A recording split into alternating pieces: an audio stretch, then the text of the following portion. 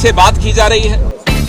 और जो माहौल नई दिल्ली का बना दिया है भारतीय जनता पार्टी ने, उससे सरकार डरी हुई दिख रही है कि कहीं कांग्रेस के कार्यकर्ता उन्हें दिख जाए, उनको उनसे डर लगता है।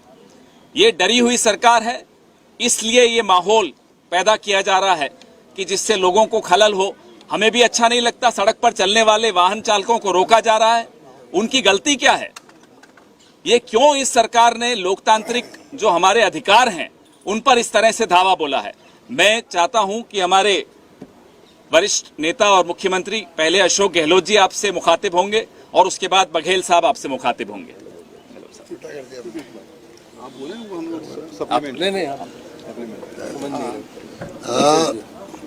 अभी आपने सुना पवन जी जो कहा कि पहली बार देख रहे हैं कि दिल्ली की सड़कों में कोई चल नहीं सकता, राहगीर भी। ये पहली बार देख रहे हैं कोई बाहर से व्यक्ति आ रहा है तो उसको रोका जा रहा है, थाने ले आया जा रहा है। ये कहाँ डेमोक्रेसी रही देश के अंदर? देश की राजधानी में अगर ये हालात है, कोई धरना दे रहा है, प्रदर्शन कर रहा है, वो कर सकता है कि प्रोसेस निकालता है और खुद समर्पित करता है अरेस्ट होने के लिए, तो उसको बस में बैठा के ले आया जाता थाने के अंदर। ये पहली बार देख रहे हैं कि आप एआईसीसी, जो हमारा हेडक्वार्टर एआईसीसी है कांग्रेस का, उसके अंदर भी 15 लोग से अधिक नहीं आ सकते हैं। उसके लिए लिस्ट भेजनी पड़ी, 15 लोगों की लिस्ट भेजनी पड़ी। आप बता दीजिए कि चारों और एआईसी हेडक्वार्टर के बंदिश लगी हुई कि कोई एआईसी भी नहीं आ सकता है। ऐसा कभी सुना आपने? क्या हो रहा देश के अंदर? ये मीडिया को भी बताना पड़ेगा, पूरे मुल्क को, कि क्या हो रहा है।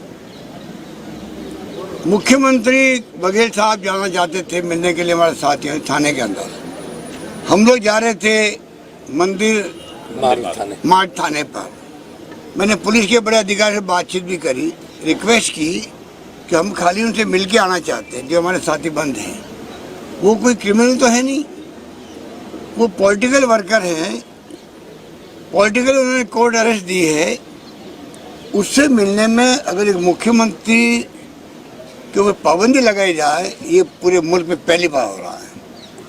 इन हालातों में देश चल रहा है, बहुत खतरनाक स्थिति है। इसलिए हम बार बार कहते हैं राहुल जी को या सोनिया जी को जो दिया गया है नोटिस ईडी का, मैंने सुबह भी आपको कहा था, जब यही केस 2015 के अंदर क्लोज हो गया, एफआईआर लग गई, उसके बाद में क्या जरूरत थी? मोदी जी के आने के बाद में एफआईआर लगी है, तफ्तीश होने के बाद में क्या जरूरत थी? उसको आपने बाद में वापस खोल करके तंग करने का षड्यंत्र किया है।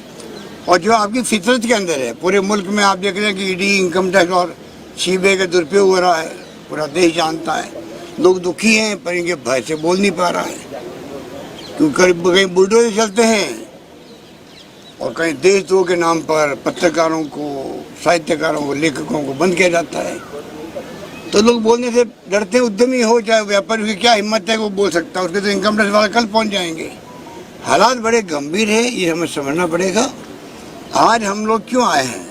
कानून सबके लिए बराबर है। राहुल गांधी जी सुबह कह रहे थे सबके लिए कानून बराबर है, परंतु कांग्रेस प्रेसिडेंट और पूर्व प्रेसिडेंट को जो नोटिस दिया गया है, जो केस क्लोज हो गया, उसके बावजूद भी ये प्रतीक है देश के अंदर किस प्रकार से, किस हद तक जा सकते हैं लोग। तो पूरे देश के कार्यकर्ता जो है आए हुए हैं, वो पूरे मुल्क की भावना है कि आज जो आतंक है ईडी का, इनकम टैक्स का, सीबीआई का, उनको खुद को जो अधिकारी बैठे हुए डायरेक्टर्स है या चेयरमैन हैं, सोचना पड़ेगा कब तक आप दबाव में आकर के ऐसी कार्रवाई करोगे। प्राइवेटली वो खुद कहते हैं कि अगर हमें कहीं रेड करनी पड़ती है तो हमें कम से कम 20 दिन लगते हैं। सर्वे करने के अंदर रेखी होती है, जानकारी प्राप्त होती है कि भाई क्या संभावना है, इसके ऊपर जाएंगे तो कुछ मिलेगा क्या वहाँ पर, ये कायदा होता है।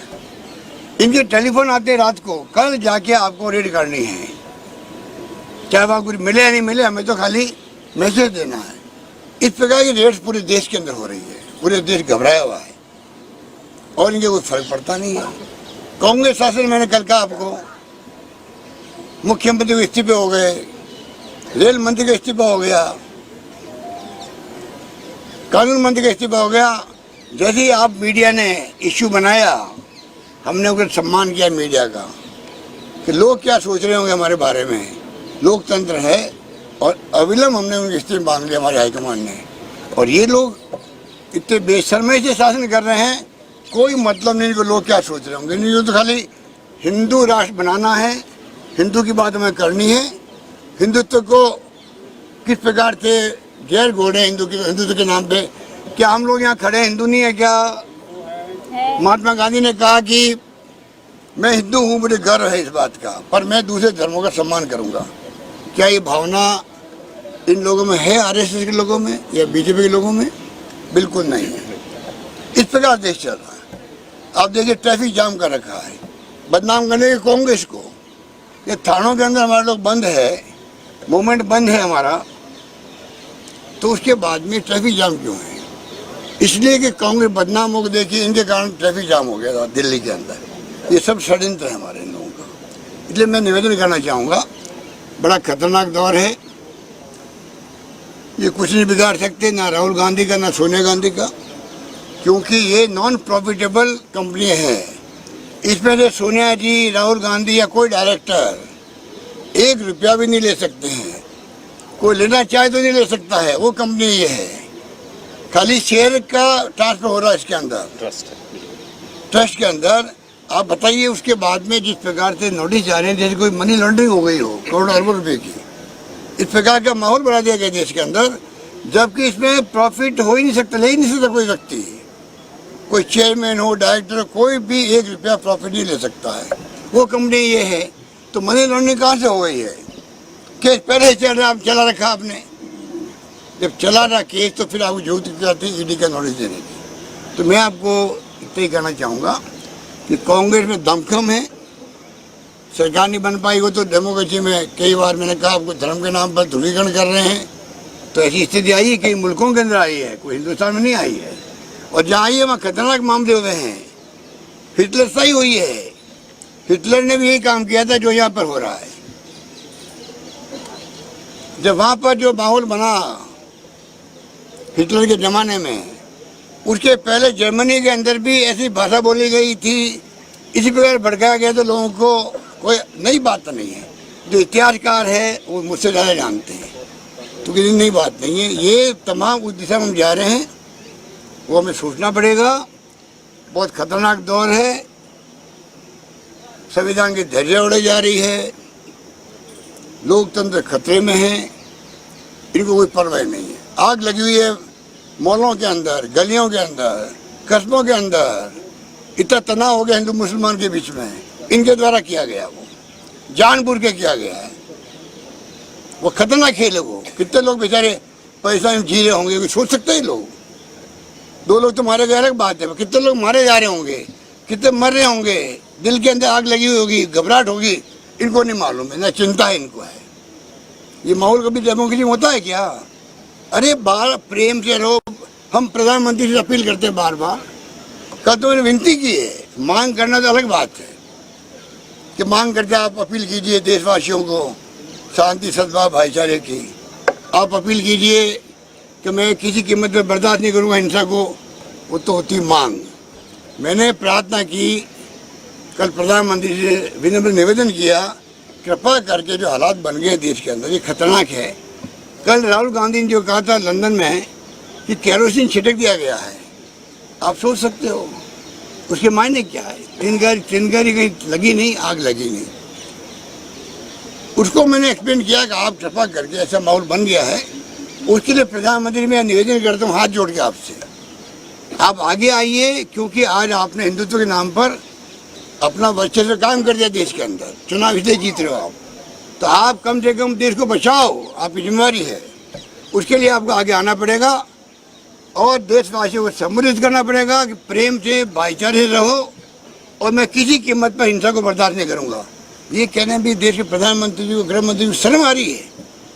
इससे बड़ी दुर्भाग्य की बात क्या हो सकती है? हालात बड़े गंभीर हैं।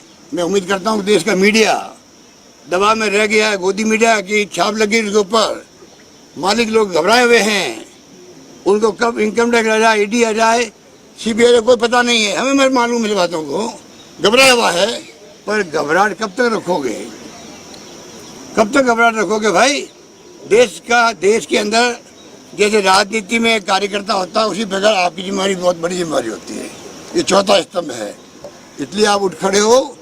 सही को सही को, गलत को गलत को, ये आप करेंगे तो मैं समझता हूँ कि इतिहास में आपका नाम भी लिखा जाएगा उस ढंग से, वरना इतिहास माफ मीडिया को भी नहीं करेगा। धन्यवाद। एक सेकंड पहले बघेल साहब हो जाए। कल से दिल्ली में जिस प्रकार से हालात बने हैं, एआईसीसी को चारों तरफ से घेर लिया गया है। कोई कार्यकर्ता, कोई नेता, कोई पदाधिकारी न यहाँ आ सकता न जा सकता। पुलिस के रहमो करम पे है, चारों तरफ बैरिकेडिंग कर दी गई, छावनी बना दिया गया है। और जिस प्रकार से कल हमारे सीनियर लीडरों के साथ दुर्व्यवहार किया गया, आज भी हमारे नेताओं को घसीट कर बसों में ठूसा गया। हम लोग थाना मिलने जाना चाह रहे थे, उसको जाने नहीं दिया गया। गहलोत साहब भी जा रहे थे, उसे भी जाने नहीं दिया गया। मुकुल वासनिक जी, मनीष चतरथ जी के साथ मैं बदरपुर थाने जा रहा था। यहाँ से 10 किलोमीटर बाद मुझे रोका गया कि आप थाना नहीं जा सकते, वहाँ हालात बिगड़ सकते हैं। मैं कहा अपने नेताओं से मिलने जा रहा हूँ, मैं किसी पब्लिक से मिलने जा रहा हूँ। उनकी हालत क्या है, उनको खाना चाय नाश्ता मिला है कि नहीं मिला है, ये जानने, उसके हाल चाल जानने के लिए मैं जा रहा था। और मुझे पायलटिंग करके कौन ले गया? दिल्ली पुलिस यहीं से ले गया। उनको सूचना पहले से मैं कहाँ जा रहा हूँ। उसके बाद 10 किलोमीटर अपोलो हॉस्पिटल के सामने, जहाँ मरीजों का आना जाना भी लगा रहता है, और खुद पुलिस वहाँ पे गाड़ी अड़ा के, अपनी जिप्सी अड़ा के हम लोगों को रोक दिया गया और कहते हैं कि आप आगे नहीं जा सकते। मैंने पूछा आपके पास कोई लिखित आदेश है तो बताइए। उनके पास कोई लिखित आदेश नहीं। 1 घंटे तक हम लोगों को रोका गया और हमने देखा कि जाम लग गई है और मरीजों को परेशानी हो रही है, तो खुद भी हम लोगों ने फिर यू टर्न लेके एआईसीसी आ गए हैं।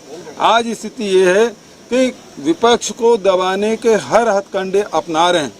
आज राहुल जी लगातार देश के बेरोजगारी पर, किसानों के दाम के लिए और महंगाई और बेरोजगारी की लड़ाई लड़ रहे हैं। चाहे सीमा में जो चीन जिस प्रकार से अतिक्रमण किया, वो मुद्दे उठा रहे हैं। और जिस प्रकार से उदयपुर में जो संकल्प पारित हुआ कि हम जिस प्रकार सांप्रदायिक सौहार्द बिगाड़ने की कोशिश भारतीय जनता पार्टी कर रही है, उसको भारत जोड़ो अभियान चलाना है, ये अभियान लेके चल रहे हैं। तो इसलिए वो दबाने के लिए इस प्रकार के षड्यंत्र ये कर रहे हैं।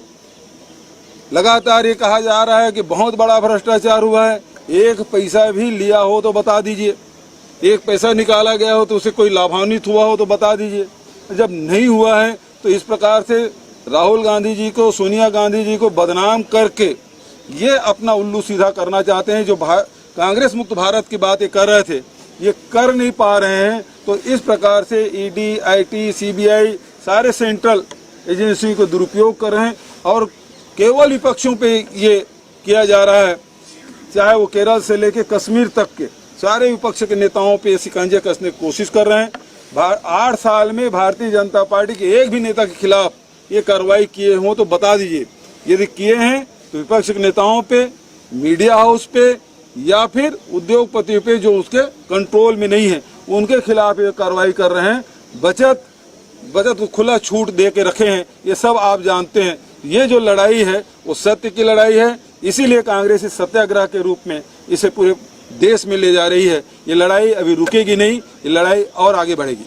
भूपेश बघेल जी, मेरा सवाल है कि सुबह हमने देखा कि तमाम जो बड़े नेता थे उनको हिरासत में लिया गया, आपको लिया गया, अशोक गहलोत जी को लिया गया, मल्लिकार्जुन खड़गे जी को, तमाम लोगों को लिया गया, दुर्व्यवहार किया गया। क्या इसकी भी कंप्लेन आप लोग कहीं करवाएंगे? क्योंकि लगातार इस तरीके की कभी व्यवस्था देखी नहीं गई है कि मुख्यमंत्री के साथ दुर्व्यवहार किया जाए, सांसदों के साथ दुर्व्यवहार किया जाए। अब इसे किसके पास शिकायत करेंगे? सवाल तो इस बात का है। इसे पत्रकारों के साथ दुर्व्यवहार किया, हमारे सामने है। आपके साथ किस प्रकार से झूमा झटकी किया गया, आपके साथ बदतमीजी की गई, हमने देखा है। लेकिन शिकायत किससे करें? क्योंकि वो तो वही कर रहे हैं जो ऊपर से आदेश आता है, हमको ऊपर से आदेश है, हमने कहा लिखित दो, 1 घंटे में वहाँ के डीएसपी मुझे लिखित आदेश नहीं दे पाया, तब मैं फिर वापस आया। इनके केवल मौखिक आदेश चल रहे हैं। जिस प्रकार से गहलोत जी ने कहा कि रात में फोन आता है कि उसके यहाँ रेड डालना है, तो फिर सुबह आईटी हो ईडी हो वो छापा मार देते हैं। आज ईडी किसके कंट्रोल में होना चाहिए? वित्त विभाग के, है किसके अधीन? आज होम के अंडर कर दिया गया। आर्थिक यदि अपराध हो रहा है तो सीधा उसको देखना चाहिए किसको? आज तक देश में होता रहा है वित्त विभाग के, अब वो होम के अंदर में आ गया है, तो वो उस प्रकार से कार्रवाई कर रहे हैं। और देख लीजिए पूरे देश भर में बदले की राजनीति की जा रही है। सर मेरा ये सवाल है कि आप लोग इस तरीके से कह रहे हैं, आप दोनों मुख्यमंत्री हैं, दोनों हमने खुद देखा खबर भी करने गए आपके साथ कि आप गेट तक पहुंचे, बस लग गई आगे, बैरिकेडिंग लगा दी, आप लोगों को नहीं जाने दिया। फेडरल स्ट्रक्चर पे भी एक सवाल खड़ा होता है। दूसरा ये कि आप लोगों को, आप दो मुख्यमंत्री आप हैं और कांग्रेस पार्टी है, इसके अलावा भी तमाम अपोजिशन पार्टियां हैं जो लगातार इस बात को कहती है सेंट्रल एजेंसीज का मिसयूज हो रहा है। तो आप सारी पार्टियां, पूरा विपक्ष एक प्लेटफॉर्म पर आने के लिए कोई प्रयास कर रहा है क्या, और क्यों नहीं आप लोग आ जाते? बहुत सही सवाल आपने किया है कि आज जिस प्रकार से अलग अलग दलों के नेताओं को इस प्रकार से ईडी, आईटी और सीबीआई के द्वारा प्रताड़ित किया जा रहा है, अब एक मंच में आने का समय आ चुका है और सब इसमें एक मंच में आना चाहिए। जो आपने सवाल किया है तो मेरा जवाब ये है कि सबको इसमें विचार करना चाहिए और एक मंच में आना चाहिए। सर कल देर रात राहुल गांधी पूछताछ के बाद निकले, आज फिर दोबारा से उनकी पूछताछ हो रही है। इस बीच में आप लोगों की क्या कोई बातचीत हुई राहुल गांधी से? किस तरह के उनसे सवाल जवाब किए जा रहे हैं और उनकी क्या राय है इस पूछताछ को लेकर? क्योंकि जब से नोटिस आया है तब से और पूछताछ के 2 दिन हो गए, उनकी तरफ से अभी तक कोई रिएक्शन नहीं है। तो आप लोगों से उन्होंने क्या कुछ शेयर किया है, आप कुछ बता सकते हैं? देखिए, आपके सामने मुलाकात हुई, यही सब कार्यकर्ताओं के बीच में आके बैठे थे। सुरजेवाला जी एड्रेस किए, राहुल जी वहाँ बैठे हुए थे, लेकिन जिस प्रसन्न चित्त मुद्रा में वो बैठे थे, कल 10-12 घंटा वहाँ बैठने के बाद, देर रात बैठने के बाद भी उसके चेहरे में कोई तनाव नहीं था, बहुत प्रसन्न चित्त होकर आ गए। इसका मतलब ये है कि वो सत्य के रास्ते में चल रहे हैं और उनको कोई डर नहीं है। सर, आपने ये तमाम, आपको हिलने भी नहीं दिया आज पूरे दिन। अब आगे की रणनीति आएगा, तेज को सोनिया जी आएंगी, कैसे आप ये अपना सत्याग्रह का आंदोलन? अभी तो आगे हमारे नेता लोग सब मिलकर तय करेंगे इसको। अगर कल भी पूछताछ होती है तो यही आपका कार्यक्रम रहने वाला है, क्या रहेगा? आप लोग यहाँ कैसे रहेंगे या फिर अब आपका प्रश्न ही अगर से शुरू होता है, तो अगर ऐसा होता है तो उसका कोई काल्पनिक प्रश्नों का उत्तर नहीं हो पाएगा। कल सवेरे हमारी रणनीति की जानकारी हो पाएगी। Thank you. केंद्र सरकार ने एक सेना में भर्ती का नया रूल लाया है, कहते जवानों की भर्ती 4 साल के लिए होगी, आप इसे कैसे देख रहे हैं? इसका मतलब ये है कि जवानों को बंदूक चलाना सिखा दो और छोड़ दो समाज के बीच में। क्या चाह रहे हैं? यदि जवान भर्ती कर रहे हैं, सेना में भर्ती कर रहे हैं, तो 35 साल की उम्र तक उसको रखिए, तब तक कि उसमें मैच्योरिटी आ जाएगी। 18 साल के बच्चे की भर्ती करेंगे, 22 साल में उसको बंदूक और बंदूक का लाइसेंस थमा के छोड़ देंगे। आप क्या बनाना चाहते हैं? देश को किस दिशा में ले जाना चाह रहे हैं? क्या उसको रोजगार देने का आपकी नीयत नहीं है? आपकी नीयत में खोट है। नौजवानों को भटकाने की कोशिश हो रही है। रोजगार पूरा 20 साल का दीजिए आप। वो नौजवान कौन होगा? आरएसएस का कार्यकर्ता होगा, बीजेपी का कार्यकर्ता होगा, या कौन होगा? ये देखने वाली बात है। 4 साल के लिए आप हथियार चलाना सिखा रहे हो। ये आप 2 करोड़ लोगों की बात की थी इन्होंने प्रतिवर्ष रोजगार की, उसका जवाब इनके पास नहीं है। बेरोजगारी चरम सीमा पर है, लोग परेशान घर घर के अंदर है, और नया सगुबा छोड़ दिया इन्होंने। अब वक्त बताएगा कि इनकी अप्रोच क्या है। सर, 1.5 साल में 10 लाख नौकरियों की, 8 साल में 16 करोड़। देखिए, 8 साल में 16 करोड़ हो जाना चाहिए था, 1.5 साल में 10 लाख की बात कर रहे हैं। सेंट्रल गवर्नमेंट के 60 लाख पद खाली हैं, तो 10 लाख क्यों? पूरा 60 लाख भर्ती करना चाहिए जितने पद खाली हैं। और 2 करोड़ के हिसाब से 16 करोड़ के रोजगार देने की बात है, वो कहाँ है? सबके रोजगार छीने जाए, यही बात तो राहुल जी कर रहे हैं। नौजवानों की बात कर रहे हैं, किसानों की बात कर रहे हैं, दलितों की बात कर रहे हैं। ये लगातार राहुल जी कर रहे हैं, इसी कारण तो उनके खिलाफ कार्रवाई हो रही है। आपको लगता है कि कांग्रेस सड़कों पे नहीं उतरी? कम से कम 5000 कार्यकर्ता तो उतरते सड़क पे। पूरे देश भर में उतरे हैं, लाखों तादाद में उतरे हैं। धन्यवाद। गांव-गांव में कार्यकर्ता उतरे हुए हैं।